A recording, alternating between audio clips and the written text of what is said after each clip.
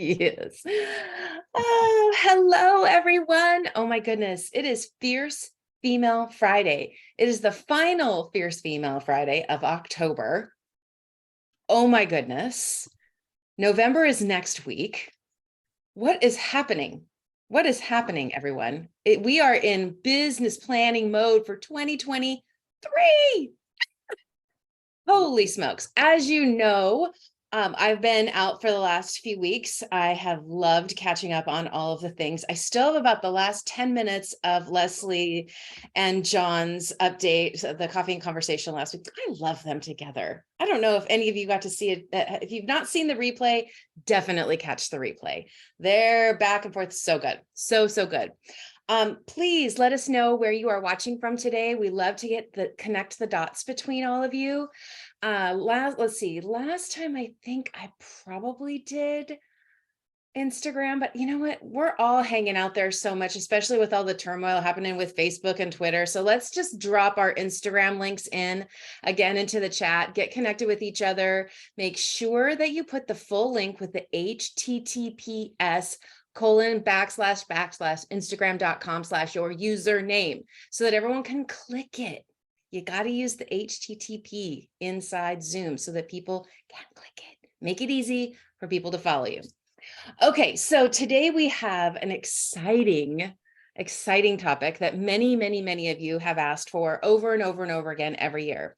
But before we dig in, there are a couple things I want to make sure everybody knows inside the WomanUP community. First of all, for those of you who don't know who I am, I'm Deborah Trapin. I am one of the leaders of the movement around here. I wear many hats. You've seen me at the conference. You've seen me here. If you ever have a question about anything related to WomanUP, you can always reach out to me. If I don't know the answer, I know who does. We had posted today our traditional survey day for 2020. This will be for 2023. So we just posted it on the Facebook group today. Please hop on over and share your ideas. The question, of course, is what topics do you want us to talk about in 2023? Y'all know we don't make these decisions without you. And so it's whomever decides to raise their hands and type an answer is going to be heard. So make sure you head on over to the Facebook group, drop your ideas in there. I also love this time of year when you say, you know, my favorite conversation to have or my favorite topic to teach is in the comments too. So if you want to learn something or you want to teach something, go ahead and drop it in over there. November, as I mentioned, is coming fast. We have a coffee and conversations next Friday, the 4th, again with Leslie and her amazing guests. 11/11, we don't have a live show because many of you are going to be in Orlando at NAR. We will be hosting a replay of today's session over on the Facebook group for those of you who aren't at NAR. So if you want to soak it in again, you want to invite some friends, you want to invite your team to come and watch the replay of the business planning conversation. The 11th is a great day to do that. The 18th, we are having a conversation around building a purpose-filled business. The 25th, again, Thanksgiving week, we are going to do a replay day so that everyone can be snuggling in with their family. And then we end the year strong with a coffee and conversation on the 2nd, prioritizing self-care in business on the 9th, and then our end of the year party on the 16th. So start getting your hats together, your glasses, your boas. We're going to celebrate an amazing 2022 on December 16th, right here on Zoom. Then, and for sure by then, we will be sharing the 2023 National Conference date and location. So stay tuned. We're going to host a fun contest for a free ticket for the first person who guesses when and where we are hosting next year. It's going to be amazing. It always is, I know, but it's going to be really amazing. And then, of course, for those of you who are attending NAR, we want to make sure that you find each other at the event. So drop in the comments and let us know if you're going to be there. We'll gather your names so that if anyone from the team or the wave makers are there, we can rally everyone together, maybe for a sip, who knows? But we just would love to be able to look for you in the hallways at NAR. Okay, are you ready? for this virtual Circle Up Wisdom session, everyone. Let's get going. This topic is all around business planning. And if you've ever asked yourself, like, what is a business plan? Do I actually need one? Yes, in some way, shape, or form, yes, you do, because a business plan is a document that details your business concepts and strategy for growth. Those are two really important things. So if you've ever wanted to write one, but weren't sure where to start, or maybe you've done it in the past and it was a total flip-flop, or maybe you're just uninspired about 2023 and you're like, I need a jolt of delicious, juicy content from these amazing leaders, you're in the right place. We are going to do some round the table with these amazing experts about their pearls of wisdom around business planning, but also we're going to do a live Q&A at the end. So Christine George, who many of you know, is joining us today as our moderator and wisdom sharer. So be sure to drop your questions as we go into the chat. We will gather those and then again do a Q&A at the end. All right, that's my part, Christine. Are you ready to catch the mic? I am ready. I am super excited about all the things coming up. Just so you know, we tried to get Deborah to tell us where WomanUP was going to be next year, and she was not, her lips were like sealed. She wouldn't do it. So I'm super excited to be here. This is my favorite topic. I spend the greater part of the fall every year doing business planning with agents. I come from a corporate background, so it's like planning is my thing. So I'm super excited to be talking about it today.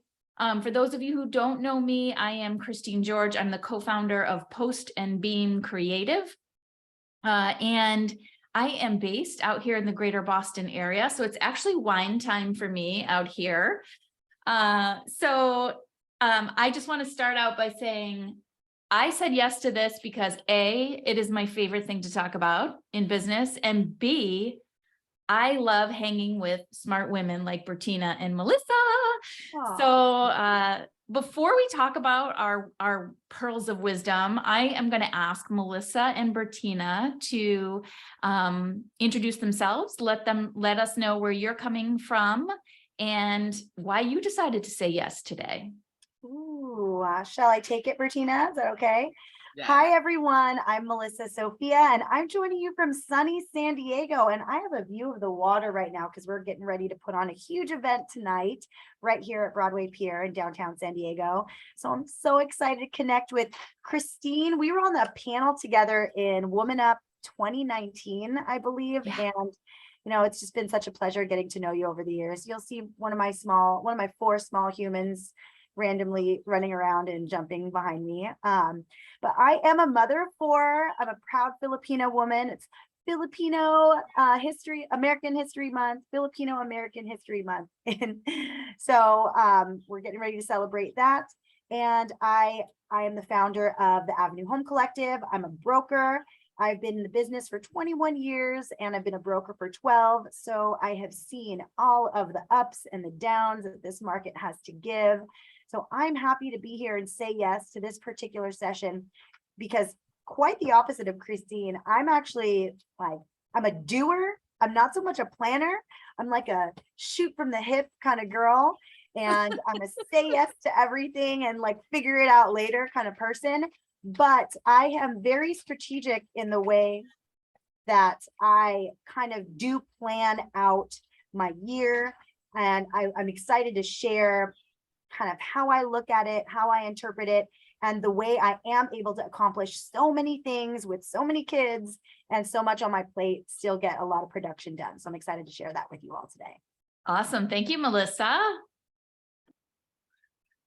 Okay, well, hi, everyone. It's Bertina coming from, it's a slightly sunny day, but very, very much so a fall day here in Chicago.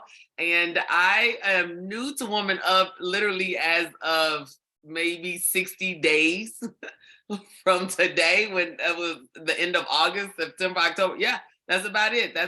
I'm 60 days new. This was my first year there, and I happened to be asked to be a speaker, and I am in love now. So I am addicted. So you all will see me as much as they will allow me to be seen and or heard. And I am the author of The Power of You. No one is you, and that is your power. And then what you can barely see over my afro here is coming out in the fall. I have a business, what I call a daily power sales planner. So I am taking all the things that I could never find in a planner, putting them all in one. Good for you. Right. Awesome. And so I'm making them for my salespeople out there. You can pre-order them on the BertinaPower.com website right now. So you can be amongst the first to get yours once they are printed. But we have 2 sizes. So I am excited to be here. If I'm making a planner, you got to know I said yes to a business planning session, right? You got the 2 go together. Well, this will be an interesting conversation because between you and me, we're sort of on the planning, road, and Melissa is a shoot from the hip girl. And so there are so many of us like that out there, right? Like some are planners, some are not planners. Some So are planners and some are not. And some are saying, why do I have to plan? exactly. Right? But see, if you've never really been an entrepreneur, and we are entrepreneurs, I'm in business for myself. I'm a CEO. So my role as an entrepreneur, and it is to know that my activities today will impact my tomorrow. So if I'm not doing what I need for tomorrow, which is, I don't know, say a check or commission or something, if I'm not doing it today, it won't just miraculously appear tomorrow, 60 days, 45 days, whatever escrow means to you and wherever you are. And so failing to plan, we've heard this many, many times before, is planning to what? Fail. Awesome. And All right, my ladies, whole- I'm going to bring it back because we're already on a roll. I love it. Okay. I want to start, actually, let's start with you, Bertina. Okay. Let me say this, because let me get onto that, planning to fail mean, whatever. I can tell you, and I want to know from each of you guys, in my personal experience, agents who actually do the business planning, create the document, and then put it in play, they actually, in my personal experience, grow their business 25 to 50%. What has been your experience? Facts. I'm not going to sit here and say I've been the most consistent with my planning and getting work done. So I've fallen in Melissa's life on some of my years. But with almost 25, I can remember the first year I set plan, made a goal, followed it, held myself accountable, said I was going to make 6 figures, and I did. So if I had wanted to do it the years before, I didn't ever get there because I didn't do these things. So that's my life, real life, a testament to the fact that, if I made a decision to do this, then I don't understand why I would go in with a thought of not planning to be the best at it and exceeding and or meeting my goals. When you work for a job, that's what you always shop for your boss to say what you meet or exceed your goals.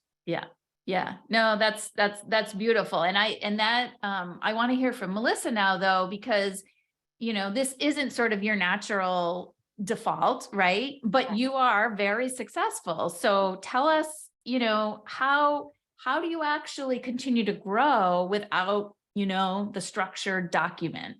Well, so I'll tell you, I do have the structured document. No, I'm just kidding. So, I've been in the business for 21 years, and I actually started it out at a very young age, straight into coaching. My mom was a top producing agent, so she had me like in Mike Ferry coaching one-on-one early on. So I knew how to make a business plan. I knew how to make a marketing plan. But I think like a lot of other realtors out there, like you make a business plan and then like, do you ever look at it again? So what I had to learn over time is that 100%, if you fail to plan, you plan to fail. And so what I had to learn for myself is, what does my business plan need to look for me? What is going to make me feel connected to my plan? What is going to make me go back to it and change it and adjust it? And how am I going to make a plan that doesn't make me feel like crap, so that I can continue to give myself the grace and the freedom and flexibility to change through my different eras and change through my life changes. And so what I learned how to do, and it really helped increase my business, is start my business plan. And I took a regular old business plan and just inserted a lot of soft power and female intelligence and emotional intelligence into it that made me relate to my business plan a lot more. Yeah. So I started with my why, Yes. why am I doing this? What is the reason behind the goal? Because for me, money and transactions weren't a powerful enough motivator for me to stick to my plan. Yep. I was like, I don't want to do that 6 hours a day, even though my business plan says that's going to get me to 50 deals a year. Like, it just wasn't powerful enough for me. So Yeah. I had to learn to insert other things into my business plan to make the connection for myself in my brain so that I would continue along the path that would lead me to success.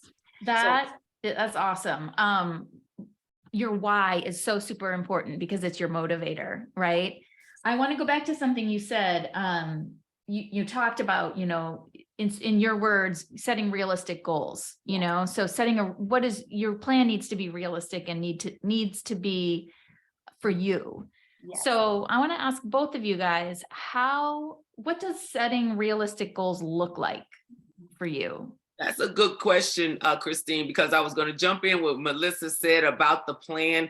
She said first the why, and I agree with that. And a lot of business plans ask you to come up with a mission and a vision statement, because it's a part of that helps you decide what is my motivation for doing this as well. What am I looking to offer to my clients? And then what the two things that I say you have to be real with is, where does your last year business come from? We do a very poor job of tracking our real source of business. I think it's the number one first question you ask anybody who's calling you about anything is like, so how did you get my number? And you track it, because you need to know whether you are an open house converter or you are a referral or a sphere of influence is giving you, if you've got somebody who's like Melissa, whose parents have been in the business, or somebody, then you got to know that is an extension of their business that you're continuing to make money off of. So you might have a different outlook for your conversion rate than somebody who is doing open houses but knows how to close them. And then they need to put the percentages accordingly as to where am I getting my business from? If I don't know what that is, I don't know where I need to be focusing which you're going to be talking about next, my marketing monies and ideas and focuses. I don't know what is really turning my business on. When I was doing that year, I realized that 50% of my business I was converting in open houses. Wow. Well, I was working new construction. So you coming through my open house, I was there Saturday and Sunday. I was there, 40 weeks out the year or whatever it was. Mm-hmm. So I was really converting you from open houses. Amazing. And the next biggest one was my name on a sign. You could call my number and I'm going to convert you into an appointment. So you have to know where your strengths and weaknesses are, where your money is coming from. And the second reality to this, and I'm going to talk about it when, we get a little further into it, is that from midnight on Sunday to 11:59 p.m. on Saturday, we all only have 168 hours. What are you doing in those 168 hours? You must be real and true to you. Now, I'm a woman who can get ready in 20 to 30 minutes from shower to out the door. But some people need 2 hours. Well, guess what? 2 times 7 is 14 hours. That's gone in your day when you're sitting around talking about, I have no hours in the day. I can't get anything done. I'm just saying. You understand what I'm saying? It's like, you need to know that, where am I spending my time and money? And I, like Melissa, agree. My business plan should have my life. So if I'm paying for my children's school or dance class or whatever, the plan must include all my expenses and wherever any money is coming in, because my business is my life and my life is my business. It's both. That is awesome. You hit the target with me when you talked about tracking your sales, because I think one of the most important things you can do or need to do, and a lot of agents, they just, let's face it, we're not numbers people. Like, I already got, like, you lost me at like 168 days. Like, 168 I'm not hours. a numbers person, right? Right. It's hours. But it's so super important to know your numbers, because the numbers tell the story of your business. So to your point, Bertina, if you're spending, if your, source of business is 50% is coming from open houses, that's critical. Like that's your sweet spot, right? Right. If you know that 80% of your business is coming from your sphere of influence, then you know that you need to continue to focus on nurturing those relationships. Yeah. And, That, and that, I'll- that, that, that helps you realize where I'm supposed to spend my time and where I can expect my Exactly. money to come from. And And then it just trickles down to, okay, I'm going to spend a certain amount of, the majority of my time invested in this niche, these people, so that you're not, paying thousands of dollars to do something that's not going to get you any kind of a return. And So on that note too, I think it's really important to make sure that you're not chasing somebody else's path. I yes, think, tracking your numbers is important because you have to see where you're good, where your talents lie, and what you enjoy doing consistently, because everything works. I think, with real estate, it's so easy to get caught up in like, what is she doing? She's making this much money. She's doing this many deals. I need to do exactly what she's doing. But if you hate it, if right. you are not going to really realistically do it, if you suck at it, I mean, don't put it in your business plan Mhm. because it just doesn't connect with you and it's not going to connect with your life. 100%. And you're not going to be wanting Melissa. to do it, Melissa. And if we're going to talk about these hours right now, Christine, if that's okay, I know it was on an agenda, but I see people responding to the Yes. 168 hours. I want to go past that and really help you understand. The 160 hours is all the hours, not, and I say that because I say people think, oh, I'm just so busy or this is too much. The president of the United States or any president of any country has the same 168 hours, but yet they manage to run a country. Okay. Yep. So that's what you need to know, which means you can get it done. But if you don't plan accordingly and make real thoughts associated, how many hours do you sleep? I know some people who say I have to have my 8 hours or I'm not functioning. And then there's people like me who like, I'm only 4. 5 is like a whole night, right? Like, so those hours times 7, your meals. People like to cook. If you like to cook, or if you like me, who's a drive-by kind of eat my food, I can do, my time times 7 is really short.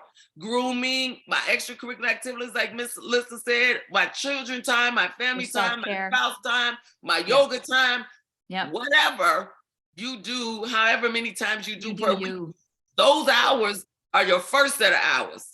And what you bring up is really important because it's, you set these realistic goals. To Melissa, to your point, then you focus on the things you do well, right? So really understanding what your strengths are, delegating the rest. Yes. I always say, don't try to do the stuff that you either hate or aren't good at. Let somebody else do it because they probably love it. And focus on what you're good at. And what you said, Melissa, was right on. And then structure your day, right? Structure your day so that you're spending time on self-care, time for your family, time for your kids, time in investing in, making those calls or doing those open houses or whatever it is, the business development part of your business, time to do your marketing, and then time, obviously, to do work in the business, the transactions and the client work and whatnot. Absolutely. Melissa, go. I totally. Oh, no, it's okay. I totally have some tips on this. So first of all, when it comes to tracking, don't just track your business and where it's coming from. If you are starting from scratch, you got to start from tracking your entire day. Just like Bertina was saying, from the moment you wake up, what are you doing? Are you journaling? Or how long does it take you to get ready? How long does it take you to eat breakfast? How long does it take you to get the kids ready for school? You don't know how much time you have to dedicate to your business until you know how much time you have to dedicate to your business. Yeah. And so you have to figure out, like, what are your non-negotiables for your life and how much time you put there. So I think that's your first thing. And what you said, Christine, is dead on. Figure out what you don't like to do. So I like to write a list of all of the things that I do every day. And then I drop them into 2 sides, stuff I want to do and stuff I don't want to do. And then I delegate and hire out for everything I don't want to do. Good for you. It's not worth my time. Like, It I is need not. to be happy on the time that I'm doing. And then, one thing that I think is really important, because I maximize my efficiency. I have 4 kids. I sit on 3 different board of directors. I plan extra events on top of it. I'm planning a 10,000 person event for tomorrow. And I love it all. I refuse to say no to the things that I love to do. I just have to do them because it makes my heart full, makes my life happy. So what I do is I actually hammer down all of the things that I need to do, and I separate them into different buckets. What requires 100% of my attention? What requires only 50% of my attention? Can I take a call and drive somewhere at the same time? Can I vacuum and answer these text messages at the same time? And I stack, literally, this is how I maximize my efficiency. Like, I agree. I stack. She likes to vacuum. That's what I got out of that. I do. Like, See, that would be on my delegate list. Like, I do not need to do that at my valuable hour of $300 an hour. I don't need to Listen, vacuum. I'd rather pay for that. with 4 kids, I don't have a choice. There's going to be vacuuming to get done no matter what. I have a housekeeper and I have 4 kids that vacuum. I still have to do a little bit. It's just no way around it. But yeah, I think it's, it's really important to identify what you do every day. What are your non-negotiables? What do you not like to do? Delegate that stuff out. And then of the remaining items that you're going to keep in your life and put into your schedule, what items can you put together so that you can maximize the efficiency of your time? People ask me all the time, how do you fit so much into your schedule? This is how I do it. Yeah, I'm with you, Melissa. I call it compartmentalizing. And people go, how do you do this, Bertina? I said, well, first I have 9 emails. So when I switch to a different email, my brain is switching to a different set of thought pattern. The kids have one and so on and so on. But your calendar can be done the same way. All these beautiful things, you can color code them, you can highlight them different colors. But when it comes down to the business of what we're doing, it's the money makers first. You all have heard the rocks, the sand, and the water, right? Like, what am I putting in the jar to get all these things in? Well, the big rocks. But I say not just the big rocks, like the big projects or it's the money makers. Those should be done first, because the other 2 could possibly get put off to be delegated, or I'll deal it at midnight, when I'm up still, or whatever the case may be. It is not something right now. Money makers first. And Money just like makers what I first. said with breaking down things, you also have a broker. So some things are brokers' responsibilities, and then systems. See, the real way that I was able to execute to that point for me and anything in life was, you're an entrepreneur, is creating a system. When you're doing something that's over and over and over and over and over again, to what Melissa said, vacuuming doesn't require her brain power because she knows how it works, right? And so the same thing once the business of getting the client to sign a buyer's agreement, buyer's agreement or a listing agreement. See, to me, the contract is done, and everything from that point on is a system.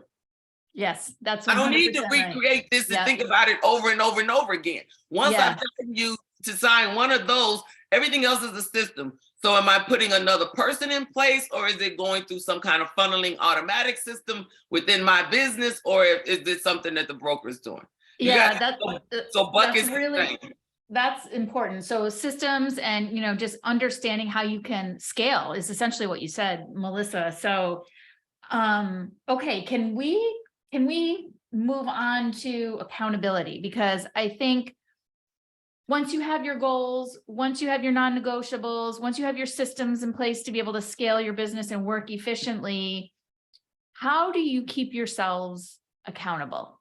Because I find, like, especially, you're an entrepreneur, you're like, ain't nobody breathing down your neck saying you got to get this done, right? It's like good cop, bad cop. How do you stay accountable? Ooh, I love this one.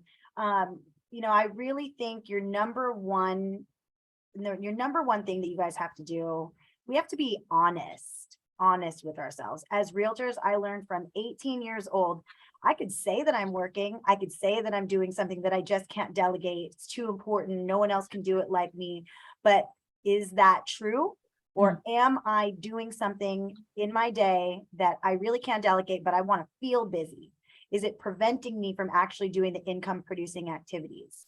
So I think being honest with yourself is number one, and connecting with other professionals or other humans in your life that you will be honest with and will hold you accountable. For me, I will come up with audacious goals. I'm like, I'm going to be the president of this board one day. And, I'm going to do it next year. I'm going to create this event. And I just put my foot in my mouth and tell people. I tell people what I'm going to do. And then you know what? I have to go ahead and accomplish it. Yeah. So I think it's Yeah. having integrity of your word and then Yes. spreading the word about what you are doing is really important so that you can hold yourself to it. I also have a coach. It took me time to find a really great coach that I love that connected with me on multiple different levels. And, for a while, he was like my productivity coach, but he's so much more than that. He helps me figure out my business decisions, hiring, recruiting, firing, everything down to, do I need to look at this a certain way in my family dynamic when it comes to my business? And so I think it's important to install those people in your life, even if it's just a really trusted group of like a board of directors of your friends, mentors, other colleagues. I think it's important to gather that circle in your life.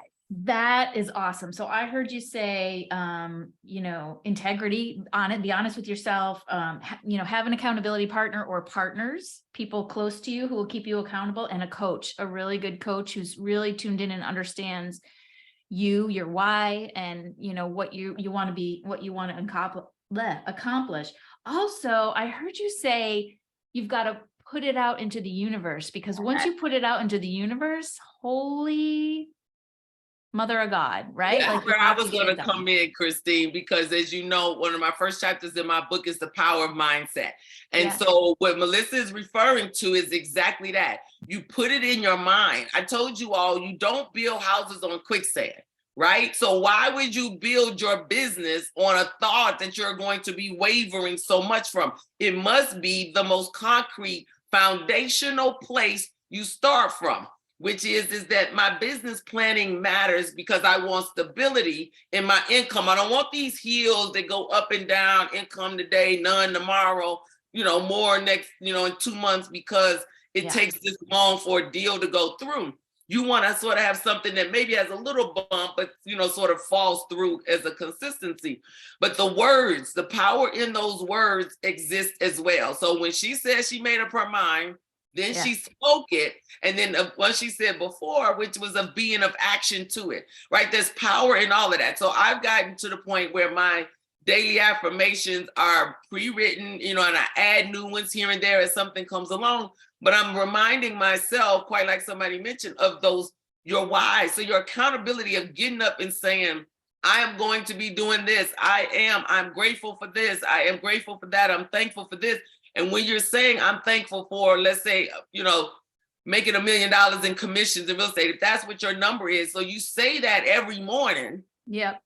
Then when you find yourself not doing what you know you need to be doing for money-making activities, that thought helps you bring you back into line. Because we're gonna fall off. So it is those little things that help with your somewhat accountability. And I also agree with everything else Melissa said about others, coaches. When I got a coach, changed my whole situation. I'm here today. I know from a trajectory that my coach sent me in back in 2019. That's the only reason I'm here, to have really understood my passion, defined my purpose, and now stepping into what is called my power, right? Like that's how I got here. So I am 100% behind all of that. And I love having my, what I call a board of directors too. Like these people I know that will be honest with me. I can't really steamroll them over, because I can steamroll some people over, right? But they can't, they don't let me steamroll over them. They push back, and and so you've got to have that. And what Melissa said is honesty. See, I just told you, I know I can steamroll people over. So who do I have to have? I have to have people who I can't do that with. That's right. Like I have to understand those thought processes. And I think it starts with the fact that we don't want to be true to who we know we really are. We want to be like somebody else. But as I've told you many times before, if I'm not being Bertina, then who is being me? While I'm trying to be Melissa and Christine and Deb, and who am I trying? Who's going to be That's me? right. So if I'm being focused and true to me, what I can do and what works for me, then everything will line itself up. The stars will be lined up Amen, sister. I I love said that. I something. mean, you were like singing the song, right? Because Okay. so I don't know if you guys saw, I just want to wrap that up a little bit with, I saw an interview in like a really cool, it was shot like beautifully with The Rock recently. I don't even know how old it was. It might have been really old. And essentially he said in it that until he decided, he was told he was too big, he was too bald, he was too this, too that, too black, too white, too whatever. And finally he said, enough is enough. I am who I am. And when he said, I am going to be me, Hollywood and the wrestling world conformed to him. And that's when he started to see success. I think that's so super powerful. Because he was authentic. See, That's at right. that moment, he was authentic, and people can see. I don't know about you, but I'm a fake identifier real fast, right? Like I can identify, real fast, and so from that, I might. And what's his name? Deion Sanders said this. If y'all haven't heard this, it's been going around. Don't let my confidence intimidate your insecurities, right? And so when you bump up against that, people realize that I'm dealing with somebody who is good in their skin, right? They're good in who they are. And then they have nothing that they can do to, to really Can't break you. They can't break you at that point, right? Yeah. And so, but then the reality is you have it. It's in your mind. And now that's why the shield is up and nobody can get through. They can't get through now. You can't change my mind about something I have decided that I'm going to do and I'm going to be. That's right. I love that you mentioned that, Bertina. And, I want to put it out there that, the first thing that we need to do to be successful is to heal. We need to heal those traumas. We need to face things that we haven't faced before. We need to be able to be honest with ourselves. And, it's when you are in a place of healing and you are, on your journey to being like healthy and at least like taking the first steps towards that, then you can be honest with yourself. Then you can get your mindset right. Then you can have these affirmations and believe that you're able to accomplish them, because, people, I love manifestation and, everything starts with a thought, right? That's right. Everybody's $1 billion idea started with a thought. I think where a lot of people get in the way is like, I can't really do that. I don't really deserve that. I think a lot of it becomes a worthiness issue for most women in particular. You guys know, dudes will go in and be like, I deserve this job. And they don't. But a woman is going to sit back and be like, I don't think I'm ready yet. I don't think I deserve it. I need another 10 years in the business before I, so haven't checked all the boxes. Yeah. Right. Yeah. So I think, when people look at having affirmations, positive affirmations, and manifesting the reality that they want, I think that, you really have to get into like your self-healing, and you have to really feel what it would be like to achieve that goal for yourself. Not just like, I'm going to have $1 million in my bank by the end of the year. It's like, what would it feel like if I were to do the things that I said I was going to do, and they turned out to actually make me the commission and the money and the business and the side projects were to turn out the way that I imagined it, and it did it? What would that feel like inside my body? It's acting as if. Right. Right. That's what I was getting ready to say, Christine, is that the year I said I did this, I mentioned the number, but the reality was I was so caught up in doing all of the things that I said I was doing. I was not even paying attention that the number was racking up in the rate that it was. And when it was over, I was like, well, hot dang on, I did it. Right. You did it. Because I was more focused on, well, I said I was going to do this, I'm going to do that, and I need to do this, and and then the deals and everything just started to come. So I 100% agree that if you have not made the decision and someone else is making it for you, that's already a problem. That's right. That's already a problem. That's like, this is a decision you need to make. And I tell people this all the time since I've been in this business a while. And that is, sometimes you think the rainmaker role is your role, but it may not be. You can have a love for real estate, but you might need to do the back office. You might need to do the sub role, a buyer's agent or something like that. You might not be the individual, the rainmaker makeup. And so that's what I talk about by being true in self about what it is that you like to do. And all those tests, they tell you this test, the ABC, I have been 99.9% D in a day every time I take those tests since I was like 12. Okay. So it is who I am. I now know that to be the case, but I used to have people tell me I shouldn't be that. Yeah. And then therefore, not wanting to be exactly who I am. So once you step into that, I think you'll be okay. What a great opportunity we have as parents, right? And leaders. So it's getting to that time. And we are going to open it up for questions. I know, right? I know. But I just want to ask you guys if there are any books or podcasts that you're listening to that you want to share with the community. I know I just bought Power of You. It's on my way to my house. Thank you. And I also just want to say, I recently reread Brene Brown's Dare to Lead and participated in a small group with the workbook that she has with that. I had read it the first time, thought it was amazing, but this time I really dug in and did the exercises in the workbook. Amazing experience if you can do that with people who you trust. The space that she creates allows you to be vulnerable and to practice the things that she's talking about in the book. So really powerful experience. Okay, Melissa, how about you? I love that. I love the Goal Digger podcast. If you guys haven't listened to that, Okay. Goal Digger is amazing. Check that out. I love the Ed Milet show. Like, I didn't think I would like that guy.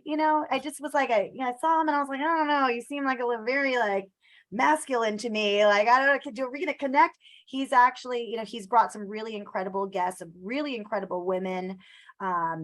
He brought Jenna Kutcher on there. And she's incredible. So I love her. Love anything Brene Brown, Brown. Something that was really interesting to me is one of my friends wrote a book called Super Fans, and it really spoke to me. His name is Pat Flynn, but he talks about how you can create business by, building up identifying the super fans. This, the VIP clients in your life and serving them and serving your community and, coming from curiosity rather than, trying to sell people things. And, I think it's a really interesting read. And, I think Nikki Murray, my dear friend, who's an energy healer, is a really good follow. She connects business and energy healing in a way that a lot of people don't do. So definitely check them out. Awesome. Info here. So Michael Hyatt wrote a book, Best Year Ever, right? Love that book. But I think for me, the biggest takeaway is what you were saying earlier is limiting beliefs, right? And what we start out in this like, oh yeah, I got it. And then you go, well, you know what, but the last time I did that, and then, she always wins. So why bother? We just literally start there and we are the ones taking it down. And so these limiting beliefs that we impose on ourselves, I sometimes from others who, we might have been brought up around and they bring them on, or we literally just talk ourselves out of, whether or not I can do it. Cause like Melissa and I agree with her. Like I make these most audacious goals and plans and deals. And then, I turn around and somebody will say to me, they go, Bertina, you said you were going to do that and you did. And then you said you were going to do that and you did. And I go, okay, well, don't y'all just say what you're going to do and you do it? And they go, yeah, no. So at the end of the day, that manifestation and really truly believing in it. And anytime the smallest negative thought, because they're going to come. I'm not here to tell you they don't. They're going to come. What you have to have is that foundational piece to say, no, you know what? No, that's not what we're going to think about. We're going to go back over here to this thought and be on the positive side of this. And yes, you can. And what changes do I need to make this happen? And just go from there. I love it. I love it. Love it. Love it. All right. So thank you so much for that. And by the way, how much do you love that we started out with the numbers and we got right down to the manifestation, the law of attraction, right? I love it. It's always going to get here with us. Yeah, I know. That's why I said, we're going to start with the hours. So remember, 168 hours. And you probably get ready to ask us to give our last thoughts anyway, right, Christine? So I'm just going to go with the 168 hours, I would urge you, quite like Melissa said, is if you don't know what you spend time on, then start tracking it for a real Yes. week. Be real honest with you how much time you are spending. Like I try to tell myself, I know I'm supposed to do this social media, but I go, how do I do all that I'm supposed to do and the social media? And I see people on there all the time. So Yeah. you need to figure out, how to do that. And that way you can allocate it, right, properly in the course of your day to give it what it needs to have. And the 160 hours is 8 hours is to include your whole life. So once a week is date night. Even then those bathroom hours- time. Bathroom time. Bathroom time, you know what I'm saying? Like, I call it grooming, bathing, but some people, they do that. You go gym, you work out, a couple times a week. I heard Melissa say something about hanging out with her friends and family. That's very important to you. And you're doing, like some people have sit down dinners every night of the week, or at least 5 times out the week. That is a time. Prep time, the time, and the post time. That's Gone right. for you to do business. So know what your 168 hours are, so that when you put the business plan together, and we didn't get too much into the time. I know somebody asked for a template, so I'm going to work on putting something together that I use, because I'm a spreadsheet girl and I like numbers to drop in and then do all the math themselves. But you also should plan for what it is that you want in life. So if I want to pay off a car, buy a new car, go on a trip to Greece or something, then what is that amount? That has to be allocated in there with the work. My money and all of my money as a business owner is the same. I love it. I love it. So we have a question. We have the first question, which is, how can a business stand out without a large social media presence? Ooh, Who wants to love take this. that? So I'll tell you, I mean, I guess I have a bigger social media presence than other people do, but I've never really been like focused on virality and having a ton of followers. I think, your 400 followers are just as a good starting place. Like, you can create business and make connection with any number of followers. It doesn't matter if you're creating a TikTok that has millions of views, or you get, I don't have any reels that have more than 4,000 or 5,000 views, 6,000 views max, and you would think that I would. I don't. But what I do have is real followers, real friends. I have real content, and I share real things on there. So when I contact somebody, when somebody is DMing me, it becomes a real transaction. And I think we get caught up in like the show of it. I think we need to really focus on impacting and not impressing.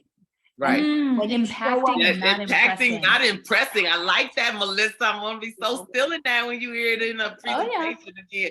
But I just want to address something that one of the viewers said on the thing, because I forgot to mention this when I was saying it earlier, when we were talking about your business plan and accountability. And so, say Melissa did this plan a few years ago when she had 3 children, but then she found out she was pregnant. Well, she needs to come back to her plan, because there is now a life change that has to be adjusted. If a husband or a wife goes to work or stop working in the midst of the plan, things have to be adjusted. So it is very much so, thank you, Ms. Crystal White, a living, breathing thing. And that if you're not addressing it quarterly, you're not doing it, that's at the very least. I say once a month, but if at least quarterly, coming back to it and say, has anything changed majorly, or have I made a change in how I plan to do something, want to bring something else into my life and move this around and make that adjustment. And that's why I like what I said, which is the spreadsheet, because I make any change and all the numbers and everything just fall right into place. So Deborah, make a note that we're going to work on that for this group. Okay. I'd love to. So true. And I think essentially, especially since COVID, we have to learn to pivot. Yes. That's essentially what it is. We have to learn to pivot. And I always think of the Friends episode with pivot, Ross. Pivot. Yeah. And that's, it's totally okay. You don't even have to experience a life change to pivot your plan. You can just realize that it's not serving you in some way, shape, or form. Maybe you're not the person you were 2 weeks ago. Maybe you're not the person you were 2 days ago. Who knows? But maybe you got a man. I don't know. Something might change. You might get engaged and didn't know you were, and then now you got two incomes coming into what was a life. I mean, be real, people. Yeah, You know that's yeah, what I do, right? Like just exactly. be real. That is a big change. Life will Mhm. change, and so you really do have to be prepared for that and be okay with it. Yeah. Just The be only thing in life that's consistent is the fact that it will change. Yes, You know? yes. We do have a second question here. How long do you track your numbers to identify your niche? That's a great question. Yeah. Who wants to I take mean, that? Well, if you would have to start a year. I mean, like to me, you got to go through a year cycle. You got to go through your seasonal in your area. You got to go through what it would take, to do it. So, start out with a year. And if you don't have an idea of where anything comes from, then give the top 25% mhm. until equal them out, some kind of way until you figure it out. If you are not doing a lot of listings, well, open house could be a good one or not. If Yeah. someone else is doing a lot of open houses, maybe you would tag yourself as the agent that go help them do open houses. So, it's a matter of deciding that if I don't know where to start, then I'll pick these 3 or 4 based on what they require me to do and what I like and my strengths and weaknesses are. See, again, knowing who I am and determining that. Do I have weekends? See, when I was doing that open house, I was single and no kids. I could do anything at any time.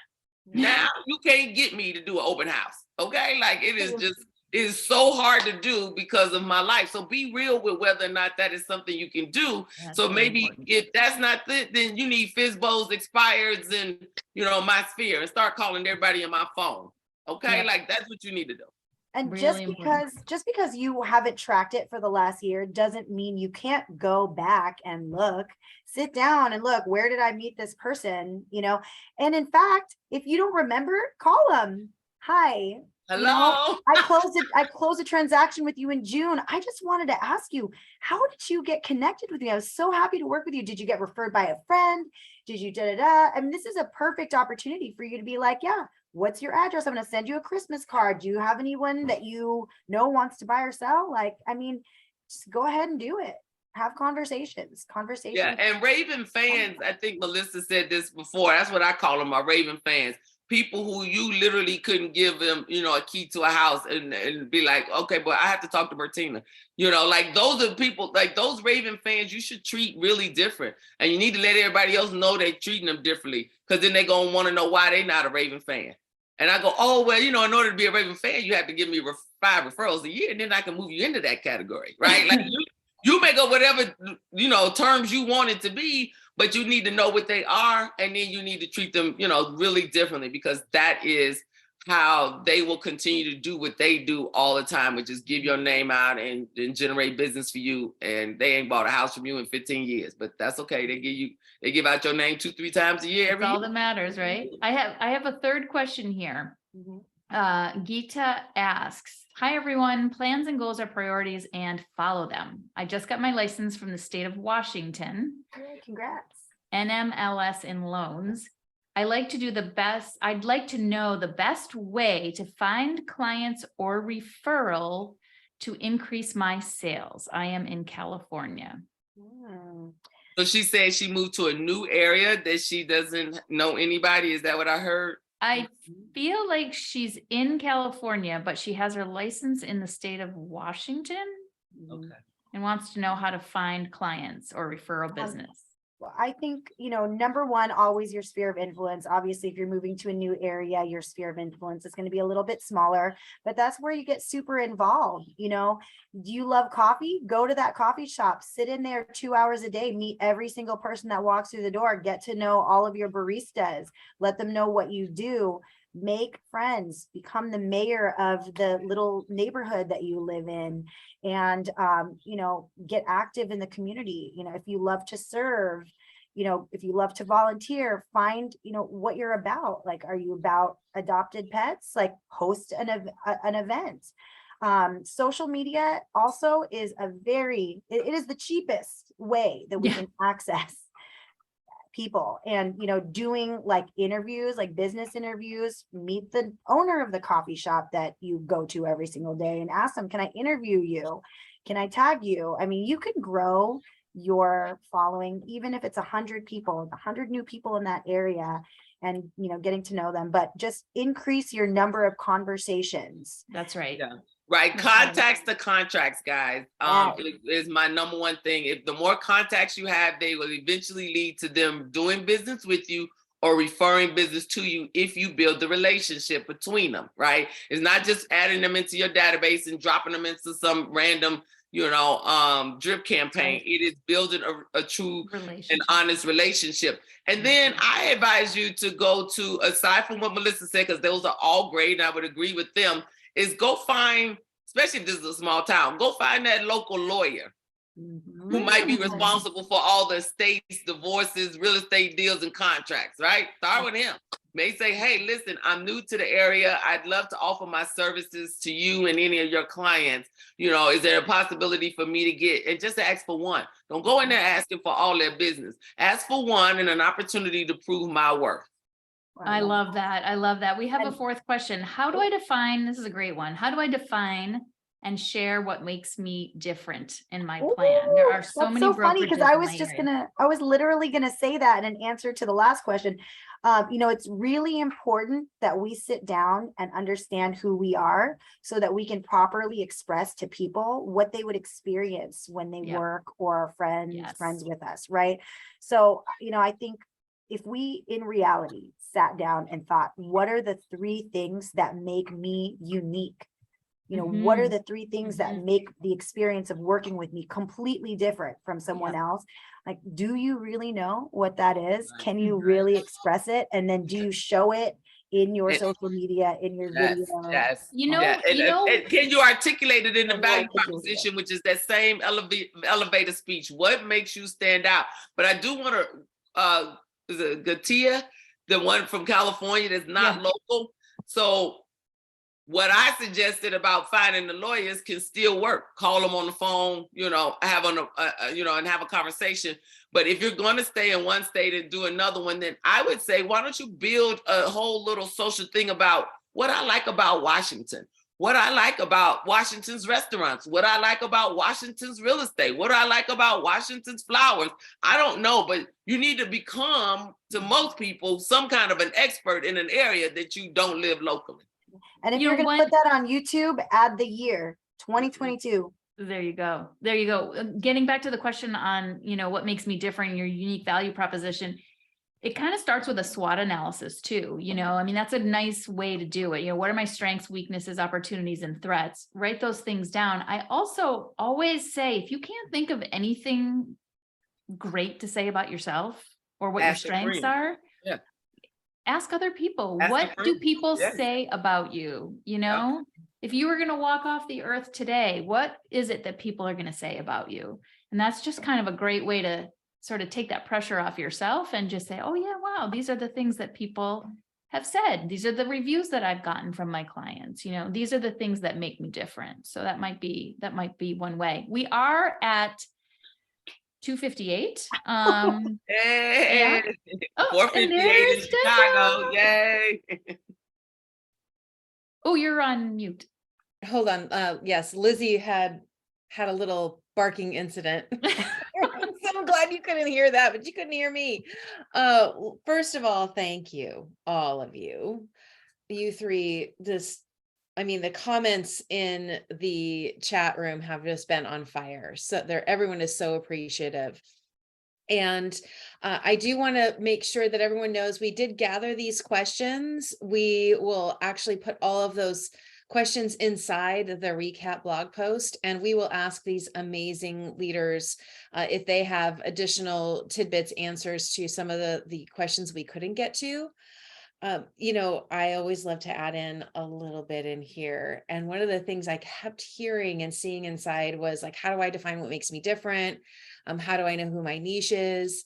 We've had lots of conversations in this community about things like our core values and living aligned to those, our soul sessions, the things that fill us up, right? And those elements need to be inside your business plan. Mhm. What's interesting is you don't actually need to define your niche. Your niche is defined by who you are and how you live. Yes. And so I just want to remind everyone of that this isn't this, there's no magic pill or silver bullet. This is you just spending some time with yourself and saying, what do I value? What values do I want to align my business with?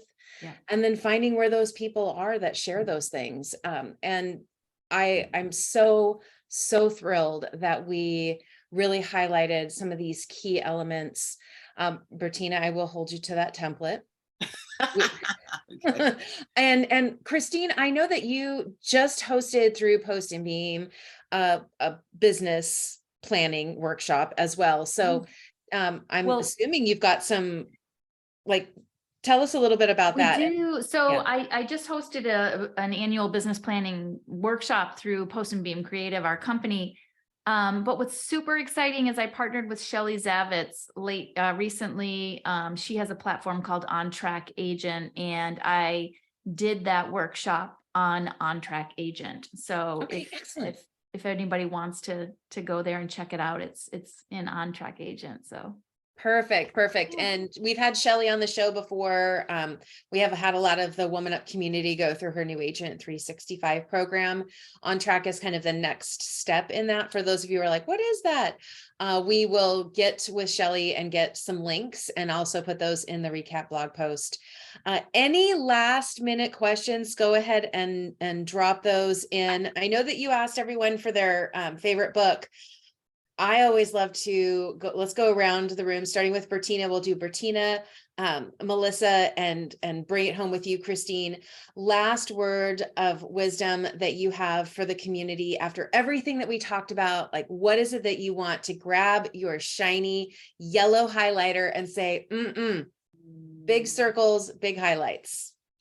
I think people don't really realize the 168 hours. That's really my thing. Like, I need you to know what your time is spent on. So go find your 168 in a week, and then back your life into that. It's just, that's what you do, because you can't make more time. That's all you can do. So if your number goes over 168, that means you're not getting something done at the end of the day. You're not getting it done.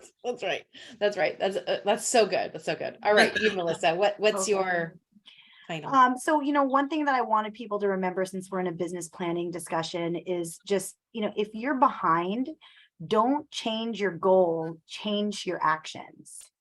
So, there's always adjustments that you can make. And, when it comes to social media, just, you guys, I encourage you, show up messy, show up as you, because it's real. And when you do that, you give people permission to be who they are. yes, And it allows you to connect, in very real ways. And, when you're connecting with people, you will be shocked at the business that shows up on your doorstep. so true. That That's is so so good. beautiful. We've had conversations about that in the past, Mel, about how, like, we actually meet in the hot, messy middle. Yeah. And, the first 10 years of social media really was like the highlight reels. Everyone was like, look at my new car, look at my vacation, look at my perfect family. And then everyone was like, why am I not getting traction in building a community? And I was like, well, because I can't relate to you. Yeah. Right. But when you show, like, the kids spitting up and you wearing two different boots or whatever, like, such a great reminder. And there's fun in that. Yeah. Right? There's fun in sharing the goofiness, because you're like, it takes the pressure off being perfect, which is Deborah, I heard that so many people are trying to keep up with someone else's false reality. Ooh. Mhm. See, they perpetrating on there, and you're trying to keep up with a false reality that's not even their reality. Yeah. And so, no, you're not going to accomplish it, because they aren't even accomplishing it. So I agree, come on with different hairstyles, different looks, like whatever the case may be, because that's you. If that's me, that's me, that's you. Do you, boo. That's what I say. Do you, boo. do you, boo. Okay. That's right. I love that, Bertina. All right, Christine. You know, First of all, thank you so much for moderating. Thank you for wrangling the wisdom. That is always an extra layer right? When you're in a community. So we really, really appreciate what you did today to get us all prepared. What is just tickling you that you want to sprinkle over all of us? Me? So here's what I would say. We can get very overwhelmed with the big goal, right? So there's an Admiral McCraven, I think is his name, who did the commencement speech a few years back for University of Texas. And he said, if you want to have an impact, essentially, if you want to get to where you want to go, you got to make your bed every day. And essentially what he's saying is, you got to do the small mundane behaviors day in and day out, because it'll encourage you to do the next thing and the next thing and the next thing. And before you know it, you have reached that goal that you put out into the universe. So it's doing the little things. It's the small behaviors day in and day out that I think really matter. I see a hand up in our attendees. Did we address this person's question? I just don't want us to leave without it. Okay. Yes. All right. Thank you, Bertina. No problem. I love that. Those are all just beautiful pearls of wisdom. We're so incredibly grateful. For those of you who stayed here to the end, if you didn't hear in the beginning, next Friday, November 4th, we have Leslie back with a coffee and conversation. They're actually going to extend the conversation we started in Huntington Beach around kind of stepping into your next new season. So that will be great. You're noticing a trend, I'm sure, about how we're extending the conversations that we had when we were in person, because we know how important it is for those of you who are not only there with us in person, who might not have been able to attend all the sessions, or just were in the moment and didn't write notes, and now you just want to dig back in. But also for those of you who were not able to be with us, we want to share a little taste of what we talked about at the event. Again, the teaser, we will be sharing the location and the date for the 2023 conference soon. So start putting your guesses together, because the first person to guess properly gets to go for free. Woohoo! Yes. Now, by properly, do you mean the area or the hotel? I mean, like, how specific do we? I'll have to get back to you on that. I'm thinking probably location doesn't have to be the exact hotel, because that would just, we only have 168 hours. We don't want you wasting too many of them looking up the local hotels. So I feel pretty confident about that. See how your mind is not, you're going to remember that now. If you're wasting time doing something, you're going to be thinking, I only got 168 hours. I don't want to waste it doing this. That's so funny. Something else. Yes. All right. For those of you who have not joined the IamWomanUp.com email list, head on over to IamWomanUp.com. Make sure you get on that list, because that is where the first updates for everything goes. To the email list, and then of course to the Facebook group, and last but not least, Instagram. So you can find all of those links over on IamWomanUp.com. We will of course be posting the recap and the replay over on the blog as soon as it's ready, so you can soak in all this wisdom a second time, a third time, a fourth time, 100th time. However you want to invest those 168 hours, we gotcha. So until next Friday, everyone, have a great weekend. We are praying blessings over all of your interactions. Remember, manifesting those opportunities, feel the feelings you want to feel when that thing comes alive, and release control over the outcome. We'll see you soon. Oh, bye, mini future CEO. Bye, love you guys. Bye. Take care, everyone. Bye.